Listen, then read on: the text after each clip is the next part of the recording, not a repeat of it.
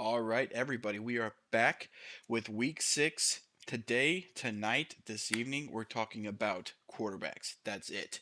We're going to do a little 30-minute segment here today of quarterbacks, and then tomorrow we're going to do running backs, and then the next day we're going to do pass catchers. So that's what we're going to do here. I have myself, Cody, aka the man, the myth, the guy that loses all of his money in fantasy football. I have my man's Cams. Cam, say hello. Hello. I have my man's Jake. Jacob, say hello. What's going on? Yep. So just heads up, Jake's lagging pretty good. He's been doing it for about the past week. If he cancels out, then he just will be with us next time. Jake, I'm gonna go ahead and start with you. Who do you like this week, quarterbacks? Let's talk about three, four, five guys that you see in cash. Who do you want to play this week? So this first guy is actually going to be more of a tournament option, but for me, I like Joe Burrow. They're playing the Lions. The Lions are the sixth worst defense in defensive DVOA, so not good. That's basically all that means. Mixon, Joe Mixon's banged up. Samaj P. Ryan is on the COVID list. So is this a low? You're good so far. All right. Anyways, Samaj P. Ryan's on the COVID list, so they might come into this game thinking more pass heavy because I really don't think they're going to want to get Joe Mixon banged up. He's already hurt. He barely, I think he actually split carries or even got out touched by P. Ryan last week. So now that P. Ryan's on the uh, COVID list, I think Burrow's volume goes up. I mean, we've already seen it go up the last couple of weeks since he's coming back from his knee injury. So I like Joey B, especially when you look at his stacking options. You got Jamar Chase at 6,700. You got T. Higgins at 5,300, who I still think is criminally undervalued. He will probably be in all my lineups this week because all he needs to do is score a touchdown. He's going to pay that off. And then you got plenty of salary left to pay up at other positions or do whatever you want. You have nice bring back options with DeAndre Swift at 6,300. If you want to throw a cheap dud at Amon St. Brown at 4,200, I think that's an option too. So yeah, Joey B is one of my favorite tournament plays this week, especially when you look at the quarterbacks on the slate. You know, you got Mahomes going up against Washington. I think the public's going to be heavy on that. I think they're going to be heavy on the other side of the ball too with Heineke. So I think a sneaky way to gain some leverage on the field is play Detroit Cincy stack with Joey B at quarterback. Yeah, I like that a lot. Jake, are you nervous about Joe Mixon this game? So the team total this week is, I believe, 25. Let me double check. But are you nervous about Joe Mixon stealing two touchdowns here? Um, I'm really not.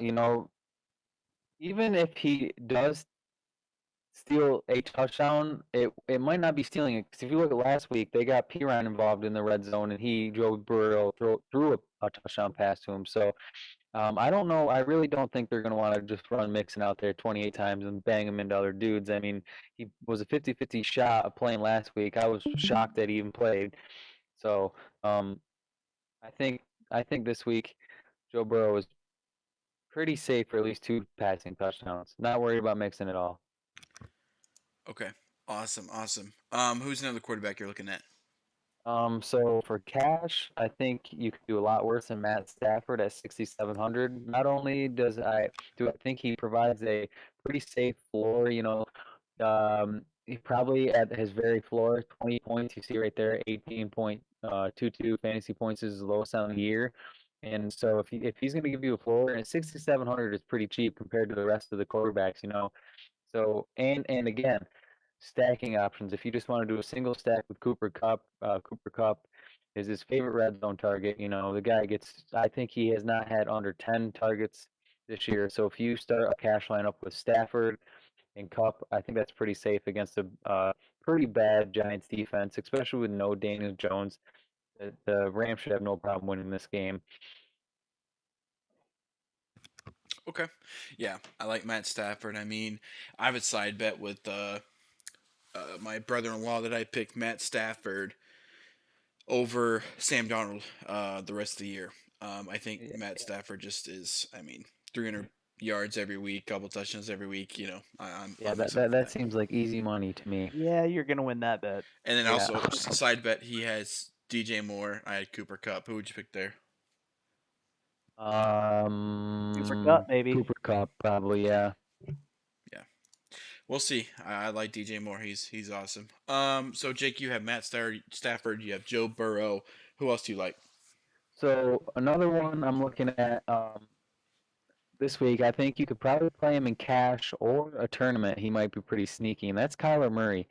You're probably thinking, how is Kyler Murray sneaky? Well, he actually popped up on the practice or on the injury report today, and the camera showed him last week on the sideline getting a rub down from his trainer. That right shoulder was bothering him. So Whoa. yeah, oh yeah, it was right, live on camera. Oh man. But yeah, so shoulder's a little banged up, but they're playing the Browns. The Browns who just had that absolute nuclear game against the Chargers last week. So I don't think if the Browns defense can't stop Herbert, I don't think they'll be able to stop maybe the potential league MVP in Kyler Murray. Um, Cleveland has allowed a rushing touchdown to a quarterback in 3 out of the 5 games this year, and now they're playing probably arguably the best rushing quarterback in the league, in Kyler Murray. So it almost, seems as a shoe-in he'll have a rushing touchdown this week. And then I like a little cheap cheesy stack with Rondell Moore. I know this isn't a wide receiver show, but I think Rondell Moore, Kyler Murray stack is a good little stack in tournaments, especially because I think some of the public will be off of him if they think he's banged up going into that game. Then a little bring back with OBJ. Okay, I don't like the last pick, but yeah, I think Kyler Murray. It's funny. I saw it there with Kyler Murray, and in my head, I'm like, right away, I'm like, man, didn't he hurt that shoulder last year? So it kind of made me back off a little Yeah. bit. So Exactly. could So that's where you might be able to gain some leverage on the field. I think a lot of people are going to think, especially because last year when he was injured, he played pretty poor down the stretch. So I think a lot of people will be scared with that shoulder, but I'm not scared. If anything, he just runs the 2 goal line touchdowns in on a read option, and he gives you that. And hey, don't knock OBJ. The reports are coming out this week. The squeaky wheel gets the grease. So, and if you look at it, him and Baker have come close the last couple weeks in big touchdowns. I think he's like top 5 over the last couple weeks in air yards. So if he blows up and you have him as a bring back in that game, you're looking at probably a pretty good start. yeah, yeah. I just OBJ man, just so good, so good for so long. He's still good. I just think he's been hurt and it's been kind of tough. Okay, so Jake, any other ones that you want to kind of throw in there? Or you kind of just stick with those three guys. Um, Typically, if I can, I like to pay up at quarterback. But if this week, if you want to get really cute and you want to give Buddy 2 sprains, Carson Wentz a shot, I don't hate it. We just passed for over 400 yards against Baltimore. Now he gets the Texans. So look at the pass volume he's getting: 38, 31, 37, 32, 35. So they're throwing the ball a ton. So I think at what's his price? 55, 54. 5,400. 5,400. If he gets you 20 to 25 points, he outperforms his value. And then another sneaky stack could be with him and Michael Pittman there, and then maybe bring it back with Brandon Cooks. That could be. I don't see that game stat being high owned at all. So and then you have a lot of a lot of salary left to pay up at other places. You might be able to slide in McCaffrey if he plays, or Devontae Adams or something like that. So if you are looking to spend down at quarterback and you want to fade the Heineke chalk, I think you can. I think you can play Wentz this week. Yeah, I like Carson. What do you call him? Two sprains? 2 sprains? Two sprain. Yep. That's funny. I like that. Yeah, I think you pick some really good games. The over under for the Cardinals is 50. I like that a lot.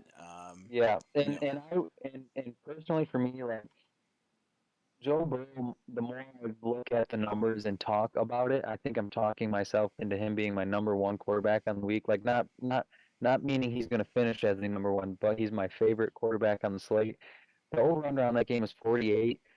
Um, I think with the mediocre defenses on both sides of the ball, I can see that game going over for sure. Especially look at the Lions, 0-5. Dan Campbell's out here crying at press conferences. He Uh, cares, man. He I cares. think I think this week his team's going to play really hard, and that might be a sneaky game that blows up.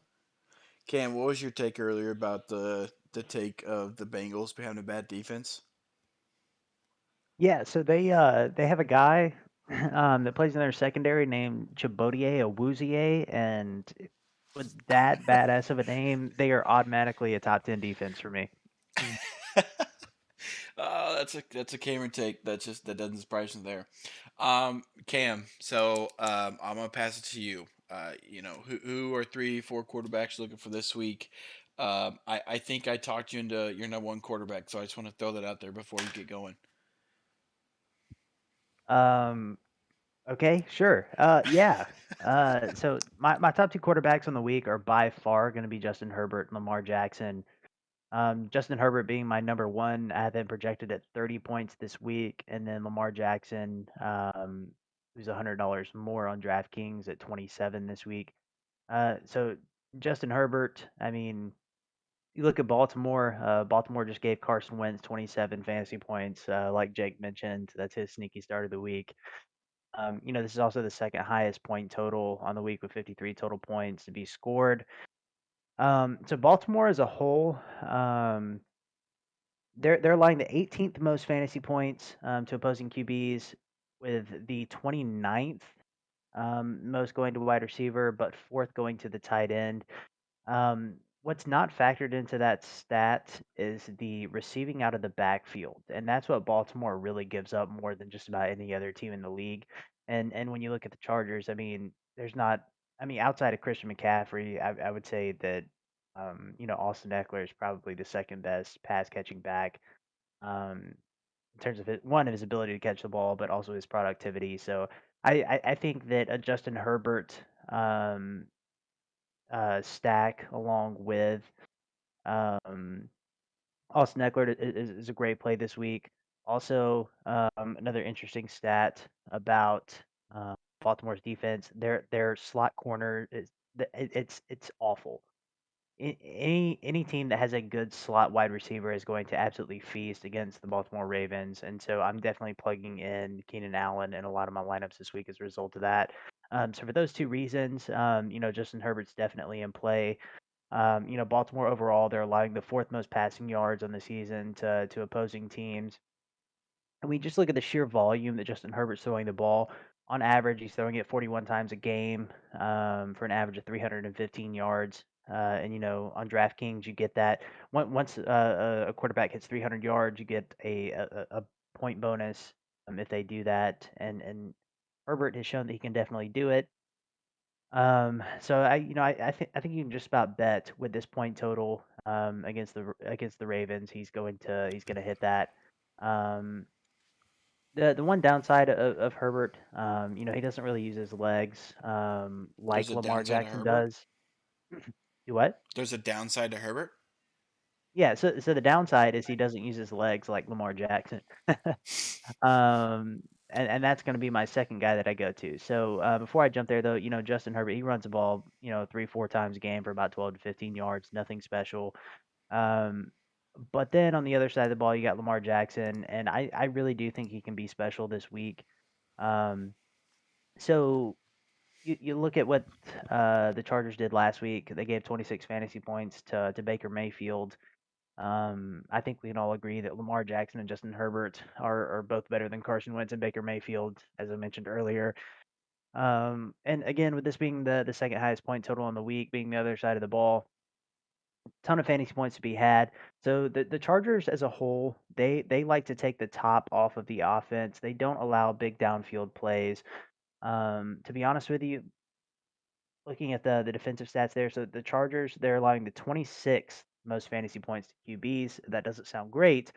And the 29th most to wide receivers, and the third to tight end. So essentially, they're really good at defending the quarterback as well as the wide receivers. Not so great against tight ends, and that's why I'm a big fan of the Lamar Jackson and Mark Andrews stack this week. But they allow the most rushing yards of any team in the NFL, and that's why I'm so big on Lamar this week. They have lost all of their running backs. We all know that.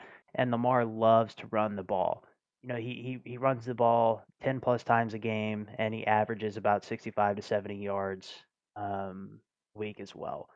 And you look at week 2 specifically against Kansas City. He had over 100 rushing yards, and I could very well see this being a week where he does that again.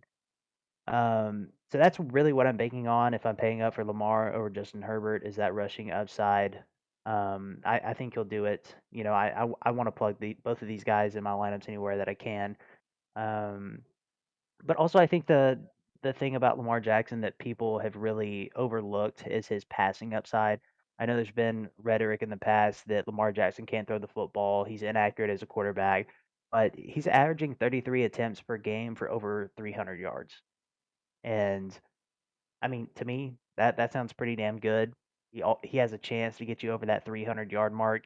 And again, this past week on Monday Night Football against Indiana, he threw for 442, and that's going to skew the numbers a bit. But I mean, looking at the rest of the games, I mean, he's there. He's close. So those are definitely my top two guys. My two favorites. I'm pairing Lamar Jackson with Mark Andrews. I'm pairing Justin Herbert with Keenan Allen. Maybe even an Austin Eckler. But my third guy I want to talk about, and this guy is absolutely no secret. It's the Heineken man. It's Taylor Heineke, the ex Carolina Panther. XFL guy as well. And the dude's just a gamer. He is, man. Whenever he's thrown into the lineup, you always have a chance. And when you're looking at his matchup this week, it's the highest point total on the week with 56 total points to be scored. Kansas City's secondary is just totally depleted, and literally everybody is scoring points against them. And as a result, Kansas City's allowing the most fantasy points to opposing quarterbacks this season, the 11th most to wide receiver, and the 5th most to tight end. Looking at Washington as a team and stacks you could potentially do, Taylor Heineke with Terry McLaurin, with Ricky Seals Jones. I love him this week at 3K, a bare minimum. But also Antonio Gibson is someone that I think is being slept on. You could definitely plug him into a tournament lineup. So I just love this offense all around, really, with those names that I mentioned. Um, so like I said, they're allowing the most fantasy points to opposing QBs this season. They're allowing the 5th most passing yards on the season to opposing teams. The one thing that does concern me though with Heineke is that the volume that he passes at compared to the production that he sees is uber efficient. Um, so taking out week 1 when Fitzmagic was a starter and Heineke came in and played, you know, only a set percentage of the snaps. So week 2 through 5, he's only thrown the ball an average of 23 times for an average of 272 yards.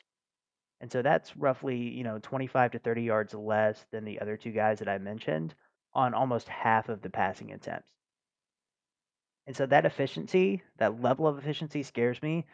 Um, he's done it for 4 weeks now, so there's no reason to believe that it couldn't be sustainable. But it's still something that in the back of my mind, I'm like, is he, has he just gotten lucky to this point? Cam, how many times Um, did you say he was throwing the ball per game? about 23 times. And it's per attempt, take out week 1, right? Yep. 41 And divided by 4. I got I see what you're saying now, and I 36. definitely did the wrong column to do the So math he's with. throwing 36 passes. I was like, efficient. So okay. Hello, is this thing on? hey, Man, new podcast, new podcast. audience. We will learn. Uh, I saw that. I'm like, What kind of math? So here's what happened with that. I definitely took the completion column, and that's what I did the average of. The Yeah, attempts column is definitely what I meant to look at. And I'm gonna do some quick mental math here. It's gonna be about 35 attempts for an average of that. So that 36. there go Yes, very good. yeah. So there goes my math out the window. I'm no longer concerned about that. Thank you, Cody, for holding me accountable. Feedback is a gift. Do you see why I said Um, 18 points was like? I'm like, are you sure? Are you still sticking with your 18 points? but yeah, I really am going to stick with the 18 point total this week for Heineke. Um, it, I, I I just really think that a lot of this offense is just not going to be productive. I think that it's a comeback game for Patrick, and this is just gut feeling, right? And there's no statistical evidence to back this up, but I feel like it's going to be one of those games that the Chiefs absolutely dominate. I think that on the other side of the ball, they're going to be playing catch up. They're going to make mistakes. Heineke is prone to make mistakes. If there's one thing about him, I know that for a fact. I think it's going to get to a point where I mean, they'll score maybe a touchdown or two, but I think this game's going to be an absolute blowout. As far as the total is concerned, I'm taking the under on. You Um, so okay. I want to make some bets. I want to write this down. So sure. Heineke, you're saying he scores under 18 points. No, I'm saying he scores 18 or less. Yeah, Yeah, under 18 points, right? So I'll take the over. And how many points do you think the football team's going to score? You said 2 touchdowns? I would give them 17 or less points. Okay, I will take the over on that. Deal. Okay, so how this is going to work is we're going to do for these we'll do a shot. So eventually we'll get our cameras working. Since it's a new podcast, we have no idea what we're doing, and everything that I'm writing down and whoever's wrong, we have to take a shot. So um, yeah, I think I'm going to kind of rebuttal Cam. So if you have him as your third most like quarterback, him scoring 18 points, why not spend $300 more like Joe Burrow, or you know what I mean? Like I just don't think there's a way. I mean, he played Buffalo. You can see he had 14 and 24. He had 3 touchdowns, 2 in the air, 1 on the ground. But that just shows you like he'll run around. He can kind of get it with his legs a little bit. Um, I think Taylor Heineke could easily be 25. What was my bet earlier? Did I give a Remember. number? I think he could easily score 25 points. The Chiefs defense can't stop nobody. I mean, Josh Allen looked like an MVP. Herbert went off on him. Now the Chiefs have played tough people, tough quarterbacks, and I'll give them that. But still, they're not very good. So I have Heineke myself as one of my quarterbacks, but I'm kind of the opposite end of Cam. So I think that they're going to throw the ball a ton. So you can plug in Scary Terry, you can plug in That's just not true because according to my statistics, he only throws the ball about 20 times a game. yeah, yeah, completes the ball 20 completions per Um, game. Yeah. So I like yeah, you no could one is going to listen to this podcast after that. That threw all credibility out the window. Jake came in, made great arguments, and like I know you're about to do the same, and then it's just like I'm sitting here just like holding my cock. uh, there we go. Yep, Like, at least I wrong can't. math. Yeah. Lottery, baby. I, I'm not a math major. Yeah, you went to I Alabama. I don't do numbers. Me no count good. So I like Taylor Heineke this week. I really do. I think that he's gonna torch is strong. So I think he could throw for 300, a couple touchdowns. Yeah, he might turn the ball over. Like that's fine, but the man's gonna sling it. And you compare him with Scary Terry. You compare him with RSJ. The one worry I do have about Heineke though is the Chiefs cannot stop the run. So I have It's a his volume of passing. I know we talked about that. so it's Gibson that is I think Gibson could be a very sneaky play this week, just because they could get to the goal line and Gibson could run it in. The Chiefs are against the run. They are, oh man, not good, not good. Hold on 1 second here.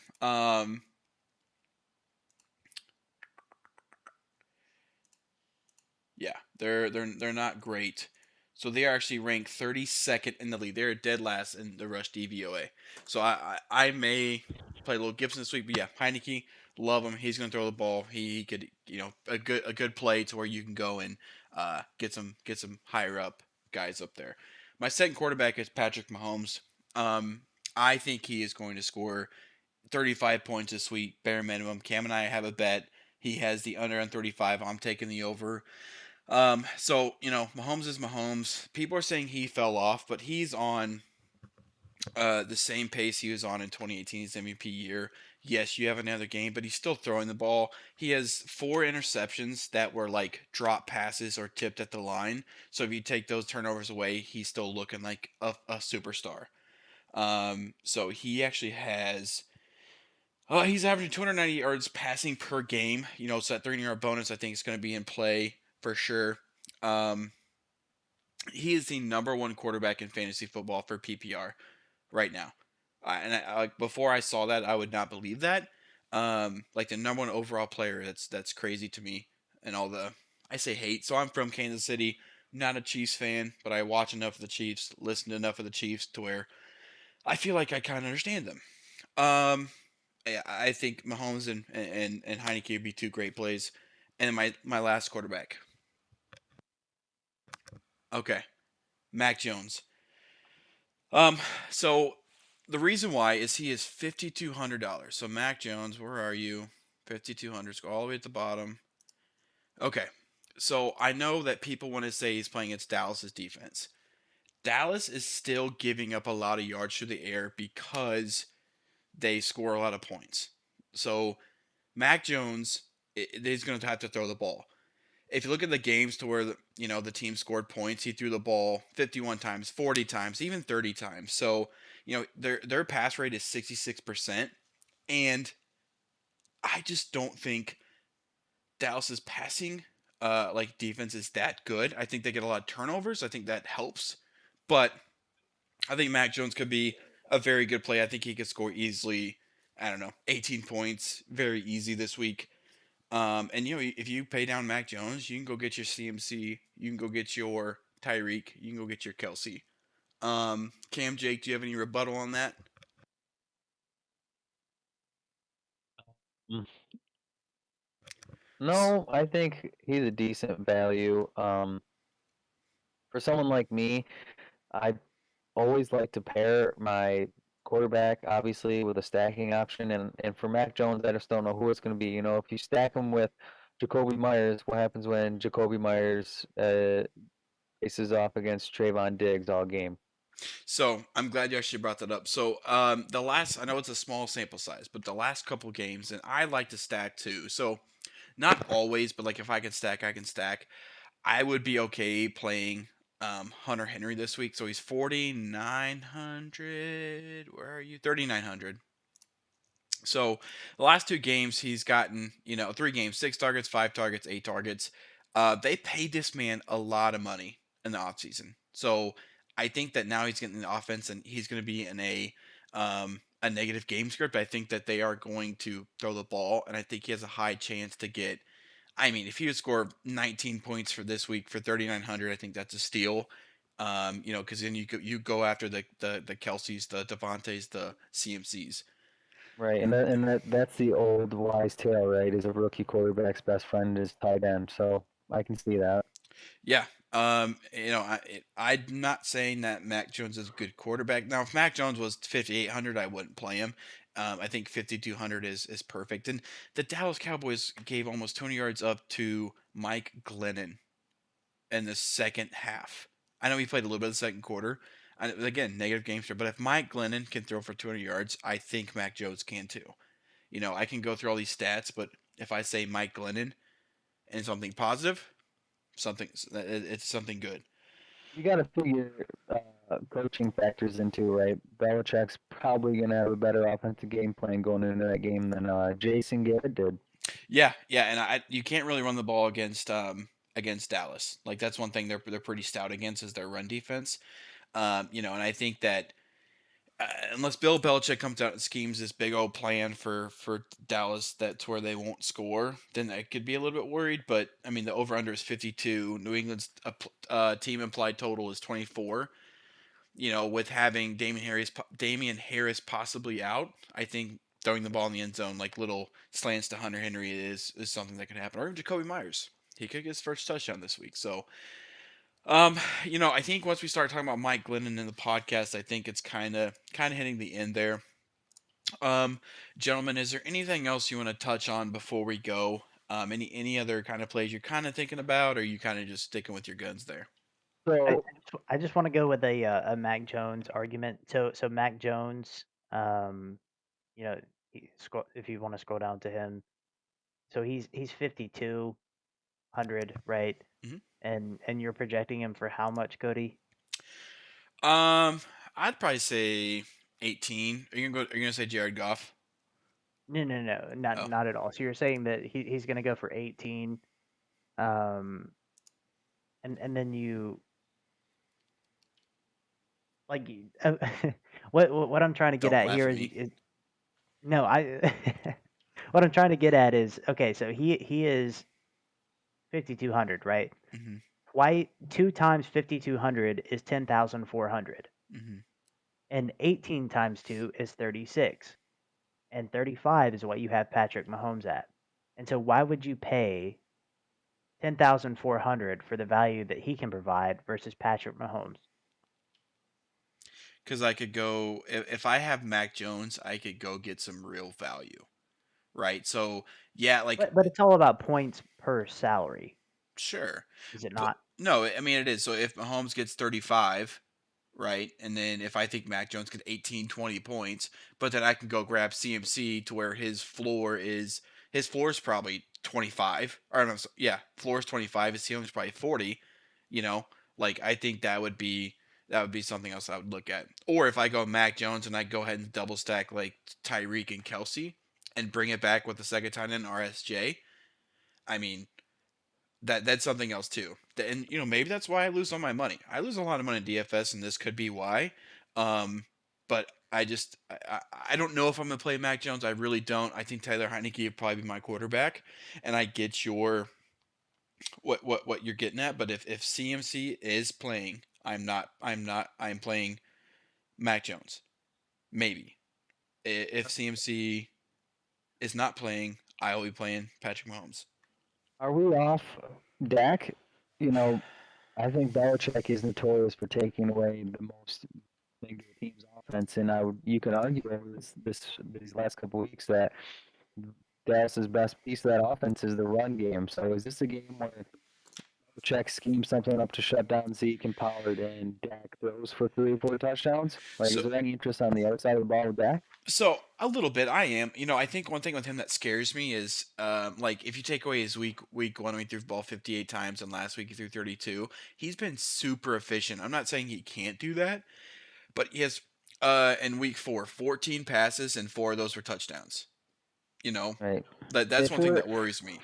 if we're if I think there's a pathway though, right, where the Patriots shut down that run game and they kind of had to rely more on that pass than they have in the past couple weeks, and then Dak kind of becomes this slow breaker, if you will, if he hits C.D. Lamb for 2 touchdowns or something like that, or Dalton Schultz. Yeah, I would not be mad doing like a Dak Prescott CD. Bring it back with like Jacoby. I think that would be okay because you still get some value because CD's like 6,500 and Jacoby's 55. I wouldn't mind Dak. I'll Um, be yeah, I'd definitely be curious to see what in bigger field tournaments what his ownership ends up being. So I feel like with all the other guys we talked about, Dak Prescott, who's having a hell of a year, he kind of slipped through the cracks, right? So I'll be curious to see, like, I can see myself building a tournament lineup with a Dak stack or something, especially with a game that's what got 52-point over under. yep, 52, So and they're playing in New England. Only thing I worry about that is I think the game could be slowed down because I think obviously Bill Belichick is, you know, a very good defensive minded coach, and he'll figure out a way to slow down Dallas. At least that's been like that in the past. I don't know about this year. We'll see. Yeah, I just don't know if you slow down. I don't know how you slow down the run game and that pass game.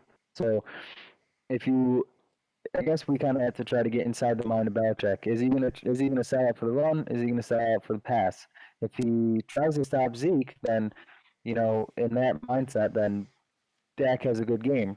I would, if I'm Belichick and acting like I'm a head coach in the NFL, I would rather slow down the pace of game just because I don't know if the offense can keep up with the Patriot offense can keep up with the Cowboys offense. So I would take away from the passing game, make them run the ball, make them play very slow. Um, that would be my only thing. And Dallas is running or passing the ball 54 times. So I mean, they're a very balanced team. So we'll have to see Mm, on that. I would say, yeah, you're right. But couple of weeks they've been able to rely on that run. And if Vegas is projecting this to be 52 points, then the pace of play can't be super slow, right? Uh, More oftentimes than not, I'd say Vegas is pretty close.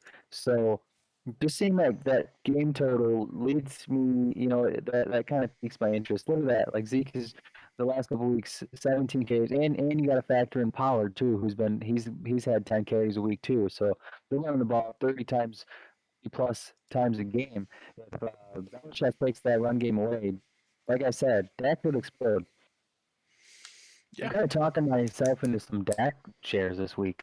That's fine. If you want to take some DAC and some CDs, I wouldn't be mad at you. Cam, anything No else you got? floppies though. No, I'm good. Uh, okay. So guys, we're gonna kind of do this where we do a podcast every Wednesday, Thursday, Friday. So Wednesday through Friday is gonna be really positional breakdowns. Like today, I'll do quarterbacks. Tomorrow, I'll be running backs, and then pass catchers. Saturday/Sunday mornings, we're gonna do like our locks of the week and make some bets in between us. And then Monday is really gonna be a recap and a first look.